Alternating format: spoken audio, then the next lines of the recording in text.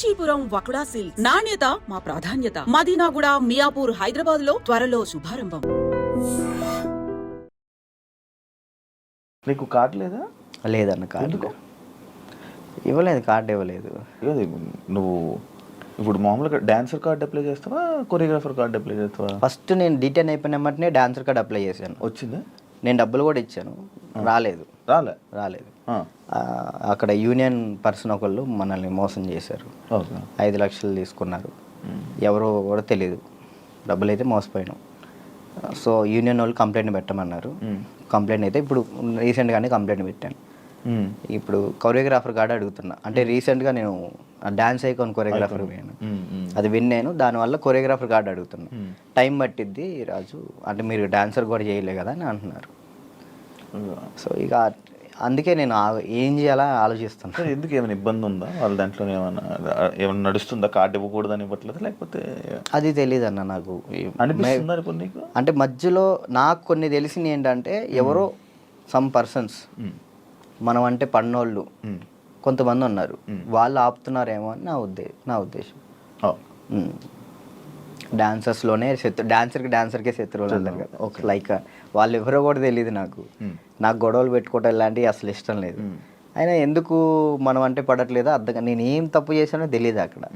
కానీ అవతలకు మనం అసలు మనం వాళ్ళకి ఏం చేయలే, కానీ తప్పుగా ఎందుకు అనుకుంటున్నారో అది తెలియట్లేదు నాకు. ఫేడ్ అవుట్ ఎందుకు అయిపోయావు నువ్వు? ఏం చేయాలో అర్థం కావట్లేదు అన్న నాకు. అంటే ఇప్పుడు మళ్ళీ డీ చేయాలంటే వచ్చిన ప్లేస్లోకి మనం వెళ్తున్నట్టు ఉంటుంది. వెళ్తే ఒక స్టెప్ పైకి వెళ్ళినట్టు ఉండాలి కదా. కొరియోగ్రఫీ చేయొచ్చు కదా. అదే కొరియోగ్రాఫర్ కార్డు లేకుండా మనం సినిమాలో చేస్తే ప్రాబ్లం అవుతుంది. అంటే డీలో కొరియోగ్రఫీ చేయలేమా? నీకు అవకాశం రావట్లేదా డీలో? అంటే ఇప్పుడు ఆల్రెడీ మనం డీలో విన్ అయ్యాం కాబట్టి మళ్ళీ డీ చేస్తే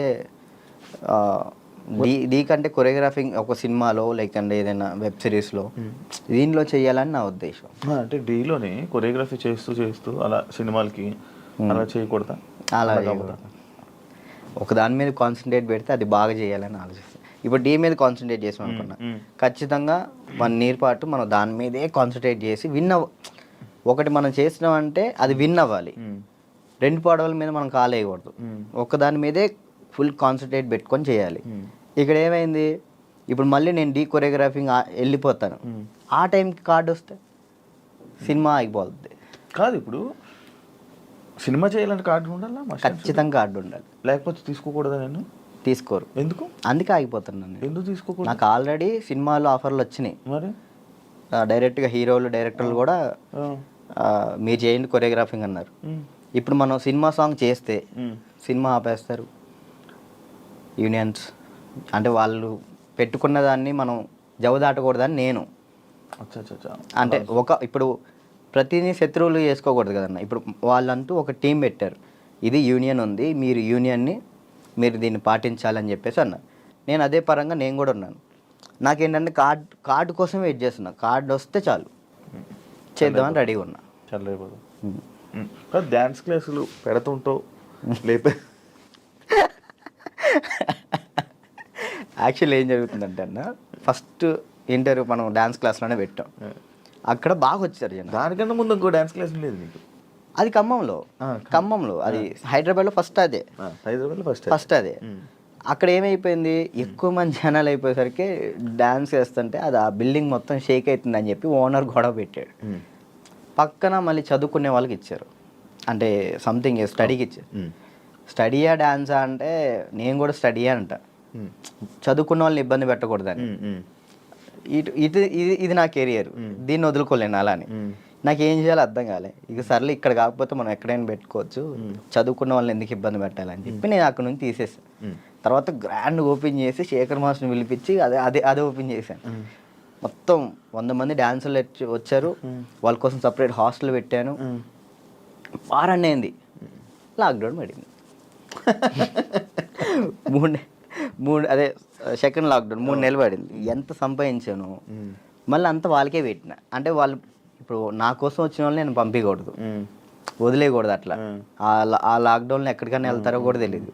ఇంకా 3 నెలలు వాళ్ళు ఇచ్చిన డబ్బులే నేను వాళ్ళకే ఇంకా ఫుడ్ పెట్టుకుంటూ పెట్టిన తర్వాత ఇక తీయాల్సి వచ్చేసింది. అది మళ్ళీ పెట్టా.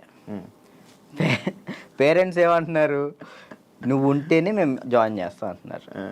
నేను ఎలా ఉంటాను, అసిస్టెంట్స్ ఉంటారండి, చిన్నపిల్లలకి అసిస్టెంట్స్ ఉంటారు, వాళ్ళు నేర్పిస్తారు. నేను కూడా ఉంటాను, ఒక 1-2 డేస్ ఉండనేమో. వర్క్ ఉన్నప్పుడు నేను అక్కడికి వెళ్తాను, లేనప్పుడు నేను ఇక్కడే ఉంటానంటే మీరు ఉంటే నేను జాయిన్ చేస్తా, లేదంటే లేదు అన్నారు. ఇక దానివల్ల ఇప్పుడు ఏం పెట్టట్లే. ఆన్లైన్ క్లాసెస్ పెట్టుకుందాం అని చూస్తున్నాను. ఒకవేళ ఇప్పుడు నేను డ్యాన్స్ క్లాస్ పెట్టాను అనుకో, నేను క్లాస్ నీకు మొత్తం సెట్ చేసి ఇచ్చా, నువ్వేం చేస్తావు? నువ్వు చూసుకుంటావు? లేదు, చూసుకోలేను. అలా చూసుకోలేదు. వీక్లీ ఒక 2 days 3 days అలానే అట్లయితే నేను చేసుకుంటాను ఖచ్చితంగా. Okay okay. వీక్లీ ఒక 2 days నువ్వు చూసుకోమను అనుకో, నేను వచ్చాను ఆ 2 days పర్ఫెక్ట్. ఆ విషయంలో మాత్రం పక్కా డెడికేషన్. వర్క్ విషయంలో నువ్వు ఏది చెప్పినా కానీ నేను ముందుంటా. ఓకే. యూట్యూబ్ ఏమైంది? సాంగ్స్ చేసేవాడివి, అది కంట్రోల్ చేసావు, మళ్ళీ అది కూడా అలాగే నాకు తెలియదు అన్న అసలు. యాక్చువల్లీ యూట్యూబ్ గురించి అసలు ఏంటి ప్రాసెస్ కూడా నాకు తెలియదు. స్టార్టింగ్ యాక్చువల్లీ ఆ సాంగ్ నేను ఎందుకు చేశాను అంటే అన్న, నేను చేయగలుగుతానా లేదా, ఓకే, కొరియోగ్రాఫింగ్ కానీ వీడియోగ్రఫీ కానీ కెమెరా టేకింగ్ నాకు తెలుసా తెలియదా, ఏదైనా కానీ మనం తెలుసుకుంటేనే అది చేయగలుగుతాం లేదు తెలిసింది. పక్కన డబ్బులు లాస్ చేయడం కంటే ఆ టైంలో నేను సంపాదిస్తున్నా కాబట్టి నా డబ్బులతో నేనే చేసిన. ఓకే, నాకు ఇష్టమైన సాంగ్ అది. ఓకే, నాకు అర్థమైంది, ఇట్లా ఉంటుంది, ఇట్లా చేయాలి, ఇట్లా ఈ కెమెరా మీదే ఉంటుంది అంతా, లెన్స్ అవి ఉంటాయి, ఓకే చూసుకోవాలి, టేకింగ్స్ చూసుకోవాలి, ప్రతి ఒక్కటి దాన్ని ఎలా కొరియోగ్రాఫింగ్ చేయాలి అన్నీ ఆ ఒక్క సాంగ్లోనే నేర్చుకున్నాను నేను. ఓకే, అప్పుడు అర్థమైంది. ఆ తర్వాత ఇప్పుడు మీరు వచ్చారు, నన్ను నమ్మి సాంగ్ ఇస్తారు, దాన్ని నేను నాకేదో వస్తున్నాయి, డబ్బులు వస్తున్నాయి కదా, నేను ఏది పడితే అది తీస్తే బాగోదు కదా, అదే న్యాయం చేయాలని చెప్పి నేను ఇది నా డబ్బులు ఖర్చు పెట్టుకొని తీసి నా ఛానల్ ఓపెన్ చేసుకొని పెట్టిన. బాగా వెళ్ళింది, అది 10 millions దాకా వెళ్ళింది. దాని తర్వాత ఇప్పుడు బయట చేసిన వెబ్ సిరీస్ సాంగ్స్ కానీ లేదా యూట్యూబ్ సాంగ్స్ కానీ అప్పుడు నాకు అర్థమైంది కాబట్టి ఇంకా చేసుకుంటూ వచ్చిన. మళ్ళీ దాని తర్వాత నీకు ఛానల్ నుంచి సాంగ్స్ వచ్చాయా ఈ కొరియోగ్రఫీ చేయని? యూట్యూబ్ ఛానల్ నుంచి రాలేదు, అంటే లేదు, యూట్యూబ్ సాంగ్ నుంచి రాలేదు. ఈ నా ఛానల్లో ప్రయత్నం చేసుకున్నా, దాని తర్వాత 2-3 వచ్చినాయి, అవి బాగా చేసాం, అవి కూడా బాగానే. నేను కూడా సాంగ్స్ చేశాక నాకు అర్థమైంది అనమాట, ఓకే బ్యాక్లో ఇలా ఉండాలి మొత్తం కనబడే. అమ్మో ఎట్లా ఉందన్న నరకకూడదు కదా. నరకం కాదు అసలు, అది ఈ 2 ఎగిరిపోయేవి, నల్ల అయిపోయేవాడిని. ఒక్కొక్కసారి అప్పుడే చేతులకి ఏమయ్యేవో తెలియవు, సడన్గా పట్టేసి. మీరు కూడా చేశారు కదన్న హనుమాన్ సాంగ్, అయితే మీరు బాగా చేశారు. నువ్వు ఫోన్ చేసావు కదా నాకు, ఫోన్ బాగా చేసావు, నాకు బాగా అనిపించింది. అంటే మీ సైడ్ నుంచి నేను అది ఎక్స్పెక్ట్ చేయలేదు, మీరు అది చేయగానే నేను చాలా హ్యాపీ ఫీల్ అయ్యా. అరే నేను ఎల్లుంటే బాగుండు, శివన్న బాగా చేస్తున్నాడు, మనం ఎల్లుంటే పక్క మనం యాక్చువల్లీ బాబీ కూడా బాగా చేస్తాడు. అండ్ ఏమైందంటే మ్యాటర్, నేను డాన్స్ చేస్తానని మన వాళ్ళు వేరే కొరియోగ్రాఫర్లకి ఇలా అడుగుతుంటే, అమ్మో ఆయనకి అవద్దా, ఆయనకి నా వల్ల కాదని వెళ్ళిపోయారు. బాబీ ఒక్కడే వచ్చాడు ముందుకి,